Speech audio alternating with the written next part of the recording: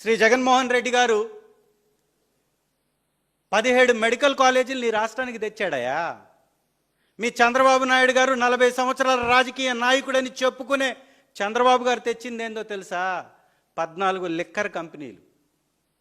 ఈ రాష్ట్రానికి చంద్రబాబు గారి వలన వచ్చింది 14 లిక్కర్ కంపెనీలే. తెలుగుదేశం పార్టీ హయాంలో మాత్రమే లిక్కర్ కంపెనీలు ఈ రాష్ట్రంలోకి వచ్చాయి. ఎవరు విజనరీ? 17 మెడికల్ కాలేజీలు తీసుకొచ్చినటువంటి జగన్మోహన్ రెడ్డి గారా? 14 మత్తుని ఇచ్చే మద్యాన్ని తెచ్చినటువంటి చంద్రబాబు గారా? ఈ రాష్ట్రంలో 17 మెడికల్ కాలేజీలు వస్తే 17 జిల్లాల్లో అద్భుతమైనటువంటి వైద్యం ప్రజలకు అందుబాటులో ఉంటుంది. కాబట్టి ఆ మెడికల్ కాలేజీల ద్వారా విద్యని అభ్యసించేటటువంటి వైద్య విద్యార్థులు, డాక్టర్స్ వస్తారు రాష్ట్రానికి. మెడికల్ సీట్లు వస్తాయి.